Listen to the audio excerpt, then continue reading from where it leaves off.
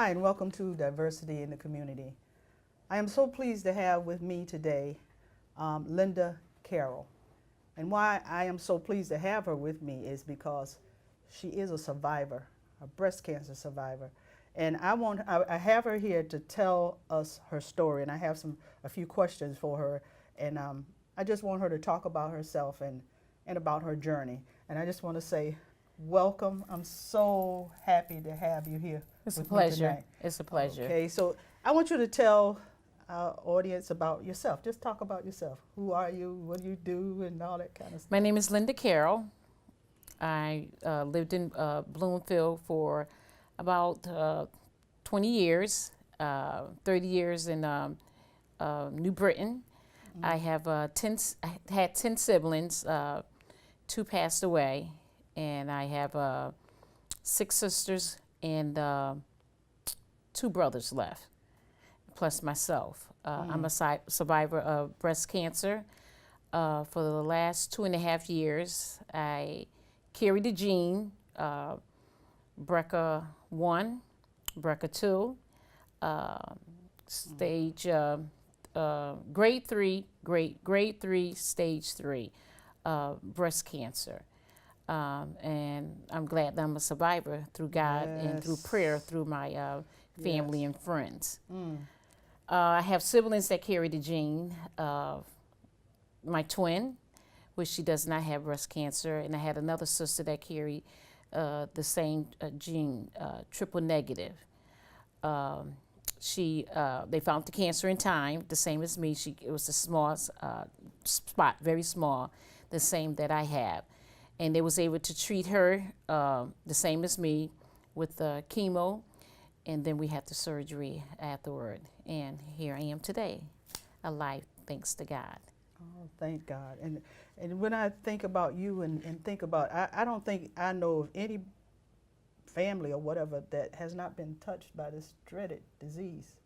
You know what I'm saying? Yes. Yeah, and I was saying before we came on the air, I went to a Pretty in Pink event that they had where all the ladies were survivors or whatever. And I was just thinking about breast cancer at the time, but not thinking about the fact, oh my God, my father and my brothers, they all had a different type of cancer. So it just has affected so many lives. And to be able to say a survivor, and you said that a couple of your siblings? Yes, my younger sister, one of my younger sister, she had it at the age, I think she was 36, 37. Wow. When she first was diagnosed with breast cancer. Mm-hmm. She was afraid, so she didn't go to the hospital, to the doctor right away to get checked, because she was afraid. Mm-hmm. And it really frightened her. But they was able to get the cancer. She lived for 10 years. She lived for 10 years. Mm-hmm. But she had a lot of treatment during the course of those 10 years. And me seeing how frightened she was, I never asked God for cancer, but I just wanted to let her know that it's going to be all right. I wanted to go through that journey with her, but I know it wasn't my season. It wasn't for me.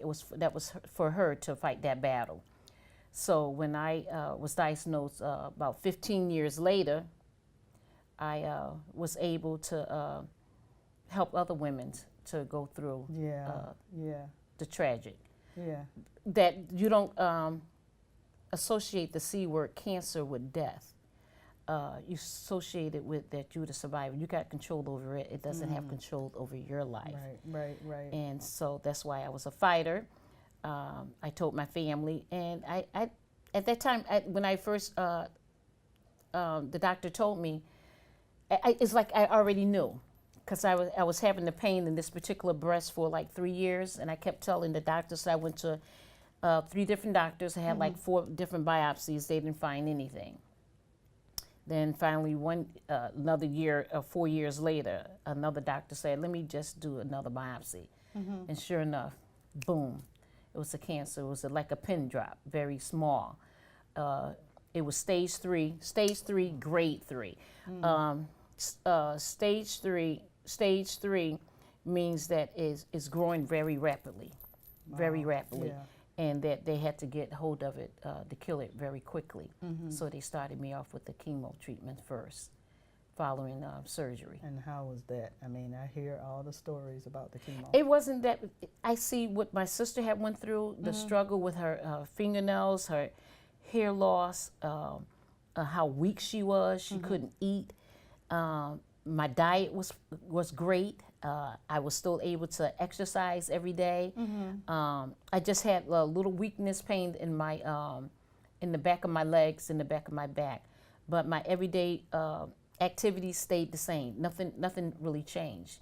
Did they change the way, like over the years, did they change the way that they, the treatments that they gave women? Because, you know, back in the day, you heard so many, like, horrible stories, you know, 10, 15 years ago. So do you think it's because they changed the way they did I think the they probably treatments? changed the different types of medicine that they're giving the patients now, and that come through research in order to have these different types of medicine to do the testing on these women to make sure that it's going to help save their lives. It takes money, and you got to have research in order to find out what is best for the patient. But it saved my life, and through God, it did it all, through prayer. Yeah. But my daily activities stayed the same. But what I did, I wonderful. just got up every morning, did my exercise, and when I started losing my hair, I never wore a wig. It started growing back like teeny fuzzle. Never wore a wig. I just got up, put on my makeup, got dressed like it's look normal, and I cute felt anyway. great. Look good. Yes. Look cute anyway, right? Yes. Right. Don't let it defeat you, right? No. So that's a part of taking control, not letting cancer take control over your life. How important was the support of your spouse? Phenomenal. He was my rock. Oh my. He was my hero. Oh. He was wonderful from the beginning to the end. He wanted to take me to my appointments. The first appointments, he wanted to be there. He was very emotional, and it hit him hard, and he was wondering why it didn't hit me. It's because I had faith. I know that I am a survivor. I'm going to be a survivor, that I'm going to make it through. But he was there, all of my appointments. Wow. He tried to be there, but I told him no. I wanted to go through the treatment myself. I wanted to go through it myself. So he was there for the first treatment, my appointments. He took me to my appointments, my surgery. He took off from work. He was there to bathe me. Wow. Wonderful. Cook for me. I couldn't have asked for a better spouse. Now, what's his spouse's name? Plumber Carroll. All right. Plumber Carroll. Plumber. Carroll. We salute you, brother. We salute you. Yes. Because I'm going to tell you why. He's a hero. I'm going to tell you why. I went to a AARP event at the Pond House at Elizabeth Park. And there was a very well-dressed older lady there. And she said her and her husband had been married for I think she said 30-something years. And she discovered that she had cancer. And after the first few times of her going through treatments, he came in and told her, I can't deal with this after all of those years. And he walked away. What? But she said, Wow. this is the I'm thinking about you saying about, just hanging in there and believing that you're going to make it. She is a survivor now.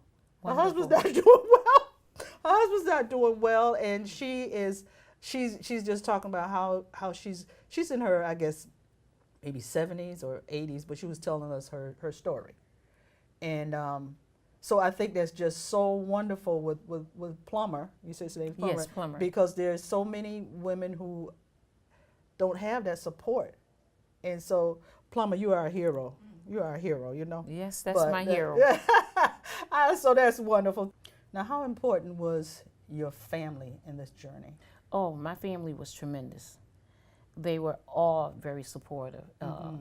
My mom, my sisters, they was there for me. They even, after surgery, they even camped at my house and cooked. Oh my! And wonderful. was there day after day, week after week. They were there. They were very, very, very supportive. And there's nothing like also having a church family. Yes, I was going to ask you about that too. How important was the church and your The faith church in family all of was this? phenomenal, just like my family. Mm-hmm. When the family is busy with their children or their activities that they have there in their daily life, Mm-hmm. I had my church family that Mm-hmm. was there. And I had girlfriends that came over, friends of mine that was there, that was really there to support Wonderful. me.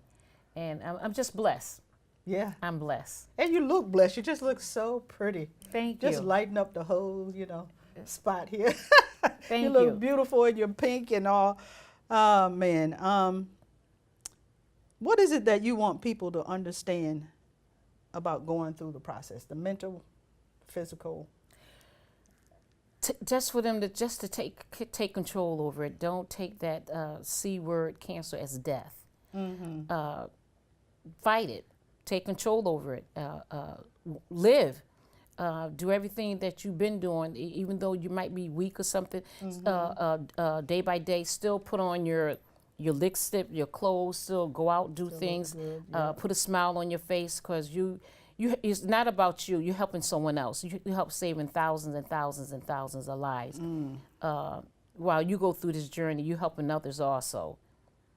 Now, through all of going to the doctors or what, is there anything that women can do to prevent breast cancer? There's nothing. If you have the gene, you just have it and that's it. Right, you have the genes. But what you can also do is exercise, watch your diet, and I did some reading on the type of cancer that I had. Chocolate.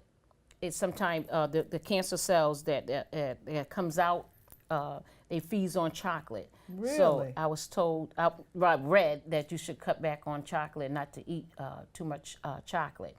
And just exercise and watch what you eat. Eat plenty of vegetables, plenty of vegetables. I even stopped eating pork. Really? I left pork alone. The bacon? But the bacon? Turkey bacon. No. Turkey bacon. You can have turkey bacon. Oh, yeah, I know pork is not good for you, but I'm like, oh, I wish I could do it if it wasn't for the bacon. That's terrible. You could do it. You could do it. I know. But the choice is yours. The Yeah, choice is it yours. really is. And I remember when I was going ahead what they call the fibrocystic breast or whatever, and they told not to eat a lot of salt and not to eat chocolate, because they do say that kind of makes it your breast sensitive and stuff. Yes. From eating those kind of things. Yeah. We talked about that. I wanted to talk about last year. I know that you had a very successful walk. Yes. Yeah. So you want to tell me about that? Yes, how it the came walk in the about? park. The walk in the Yeah. park in New Britain. Mm-hmm.